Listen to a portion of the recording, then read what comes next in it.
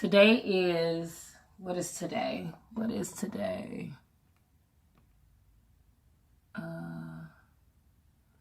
Today is November 7th. The time is 9:42 a.m. And I had to take a minute to November 7th, 2019. Okay. So I had to take a moment because not only do I need to document this information while it's fresh, but I want to document this information because it is like seriously something that I want to make sure that my grandchildren and anybody who comes after or is touched by me and my family and what and this vision, I want them to all be able to see it in its rawest form in the beginning of it, and then be able to watch the journey of it, because I know it's going to help and empower and uplift so many. Okay, so here it is. My husband and I, along with the JahRox vision, everybody should be familiar with the JahRox vision if you know us. If you don't know us, which most people don't because it's a big world. Anywho, but our vision with JahRox, JahRox is something that we created out of the love for our family. So I am a stay-at-home mom pretty much. We have businesses that we've done, which JahRox is a part of course, but I started doing after-school programs. My husband always had a heart to help and heal. I've always had a heart to help and heal, and so do our children. We teach them service and entrepreneurship and everything. So within our JahRox vision, the programs that we want to do, we provide resources and activities and programs and stuff like that for low-income communities, and we want to expose people to the possibilities of their life, you know.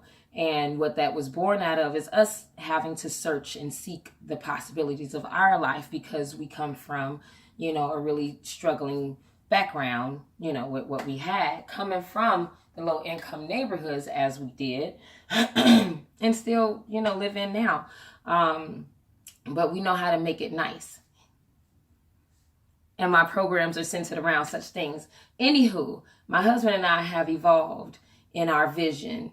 And we now want to buy our own communities, small communities that are in low income neighborhoods that, you know, are struggling, of course, you know, with violence and other things. And we want to go in there and implement our formula that helps to rehab communities.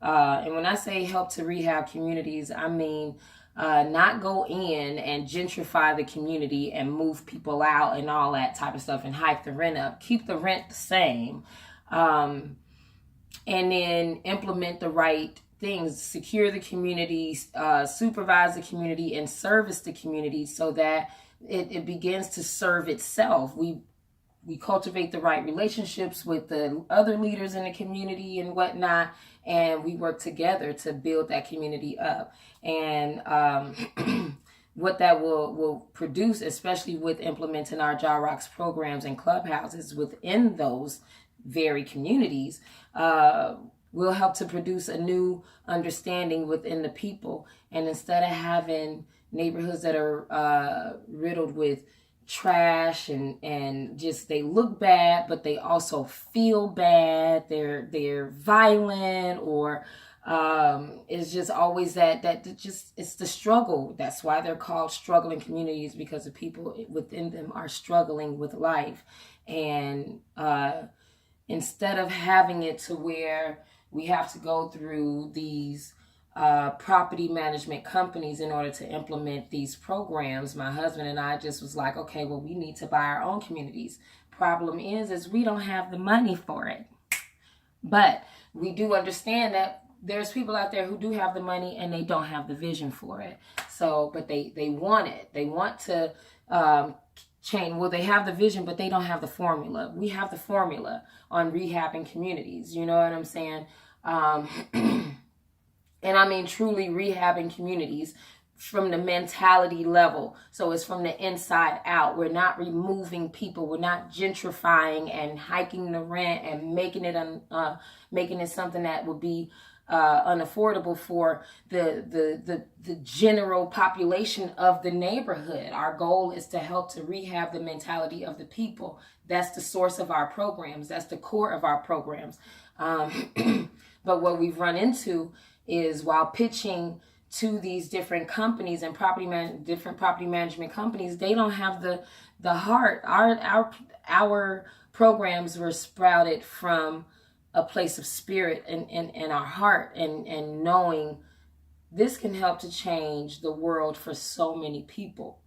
You know what I'm saying? We all know all the cycles and the stigmatisms that are birthed out of being raised in poverty, and not just in poverty financially. It's a mental poverty. It's a spiritual poverty, because you're looking around you and there's nothing that makes you feel like there's a possibility for something better.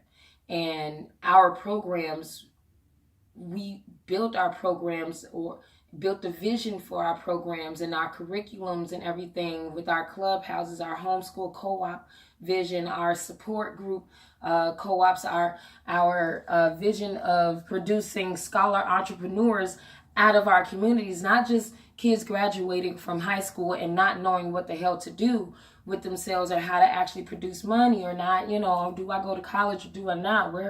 Our programs are, we have our homeschool co-op program, where kids are in a homeschool co-op, especially with all this stuff is happening with schools being shut down and whatnot. We have an alternative, because the schools are being shut down where? Not in the communities that have the money or whatnot. They're being shut down in a low income community. So how are those kids going to continue to have education within the next 10, 20, 10 years, whatever? How are they going to continue to have education? We're going to have to find other sources. So my vision is a homeschool co-op. And that will be a part of the JahRox clubhouses, which will be inside of these communities that my husband and I's vision has evolved to. So I wanted to make a video so I can document everything my husband and I have talked about.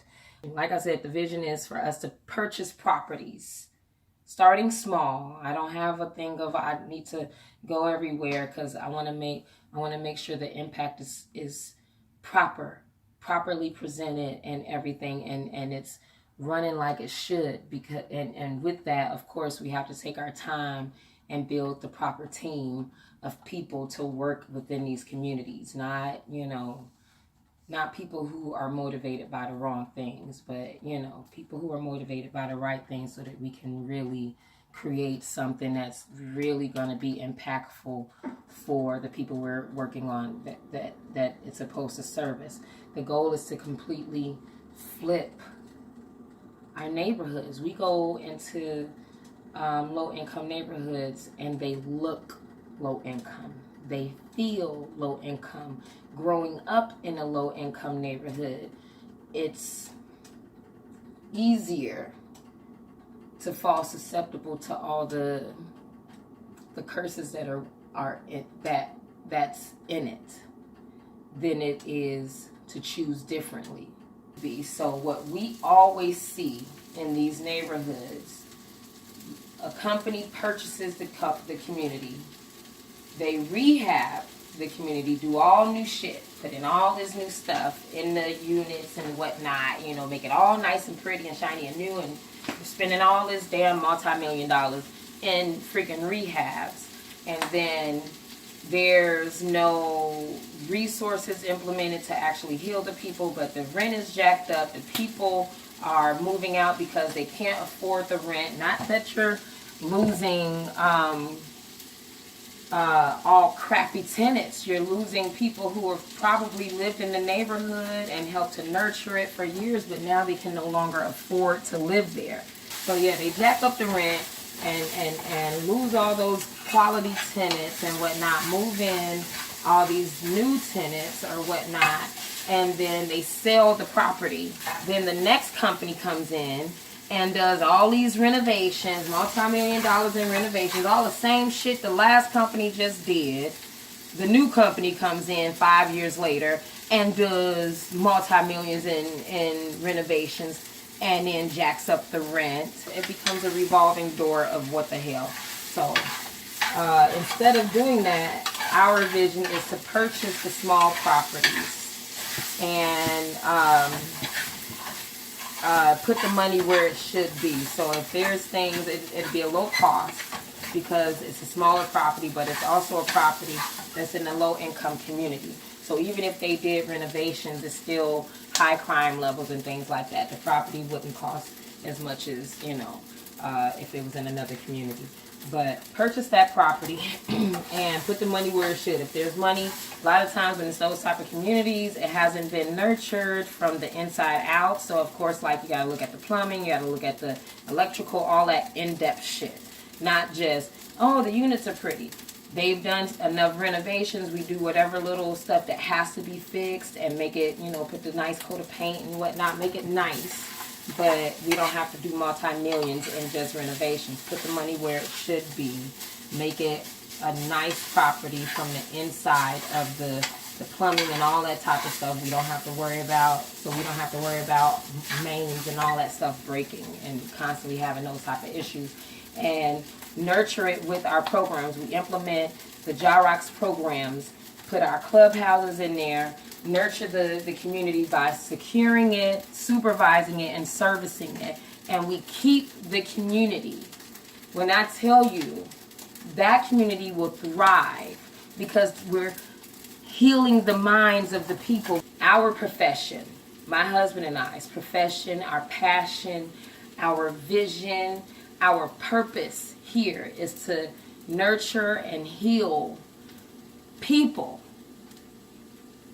which means communities to us, our communities. What these communities have always lacked is consistency. You have these government programs and whatnot come in. We're going to do job training. We're going to provide resources. Yeah, you need your light bill paid. We got this program that you can sign up for, and we're going to ask you all these questions. And, you know, maybe we can pay some of your light bill or pay the light bill so it's on. But that's not helping you to heal yourself. That's not helping you to put you in a position to, next time that light bill is due, you know how to make the money. You know how to create the residual income. All of the JahRox programs is centered around self-sufficiency and entrepreneurship. Our program is not talking at people. It's being relatable and talking to them.